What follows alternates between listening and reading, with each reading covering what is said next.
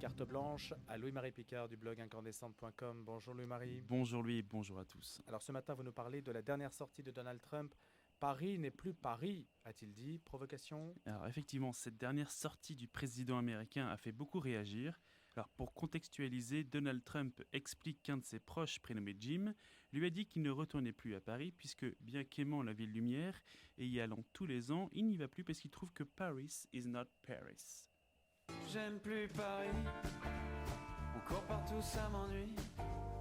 Je vois trop de gens. Et oui, cette déclaration m'a stupéfié. Alors, je dois dire qu'il m'a fallu du temps pour encaisser le choc, lui. Que le président américain ose se moquer de la plus belle ville du monde, c'est un peu fort de café. Alors, au début, j'ai pensé qu'il voulait parler de Paris Hilton ou de la politique urbaine de Paris au Texas, parce que vous savez qu'il y a plusieurs villes dans le monde qui s'appellent Paris. Mais oui. Et alors, qui s'était trompé d'enveloppe, comme aux Oscars à Hollywood dimanche soir pour La La Land. Mais non, il parlait bien de Paris Île-de-France. Alors est-ce que Paris a changé? Alors, pas besoin d'avoir lu Métronome de Laurent Deutsch pour voir que Paris, anciennement Lutèce, a changé de fond en comble entre Camulogène et Anne Hidalgo.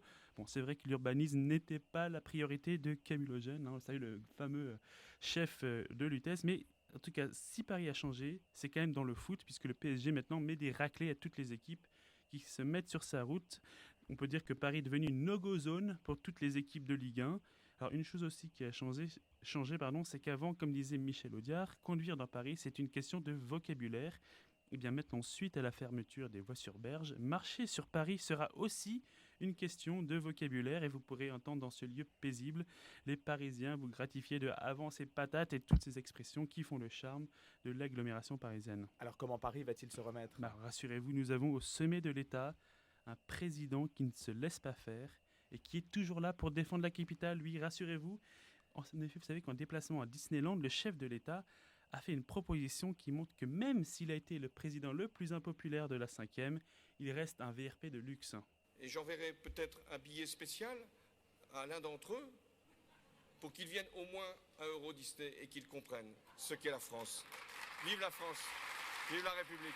Et Ça, vive c'est Euro beau. Disney. Ah oui, inviter un Américain à Disneyland, il fallait y penser. Je pense que Jim est ravi. C'est vrai qu'ils n'en ont pas beaucoup là-bas. En même temps, il devrait aussi inviter son hôte américain à goûter le restaurant gastronomique McDo, les savoir. En fait, la seule manière peut-être pour faire aimer Paris aux Américains, de leur donner ce qu'ils ont déjà chez eux.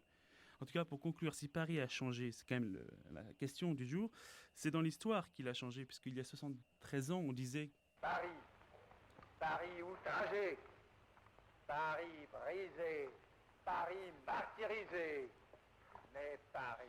Trumpisé.